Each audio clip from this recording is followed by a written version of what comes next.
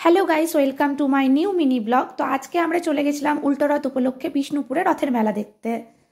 এখন আমরা হাঁটছি, আর এটা হলো আমার বোন, আর পেছনে যে আছে সে হলো আমার মাসির ছেলে, অর্থাৎ আমার ভাই। প্রথমেই চলে এলাম আমরা ছিন্নমস্তা মন্দিরে পুজো দিতে। তো চলো আগে পুজোটা দিয়ে নিই, তারপর তোমাদের সাথে আবার দেখা করছি, ততক্ষণ দেখতে থাকো। পুজো দেওয়া হয়ে গেছে, এরপর খেয়ে নিচ্ছি গরম গরম এক কাপ চা। এই হলো সেই কামান, যেটা সব থেকে বিষ্ণুপুরের বিখ্যাত বলে বলা হয়। এখন আমরা চলে এসেছি পোড়ামাটির হাট। এখানে সমস্ত কিছু মাটির তৈরি জিনিস পাওয়া যায়, আর জিনিসগুলো দেখতেও খুব সুন্দর। এখন আমরা চলে এসেছি বিষ্ণুপুরের সেই বিখ্যাত ঐতিহ্যবাহী মন্দিরে। এখানে অনেক মানুষ আসে, ফটোশ্যুট করার জন্য আসে, ঘুরতে আসে, তবে জায়গাটা বেশ সুন্দর। এখন আমরা চলে এসেছি বিষ্ণুপুরের সেই বিখ্যাত রথ দেখতে। এখন আমরা চলে এলাম রথের মেলা দেখতে। দেখো এখানে কত লোকজন এসছে মেলা দেখতে। বেশ ভালো হয় কিন্তু এখানে রথের মেলাটা।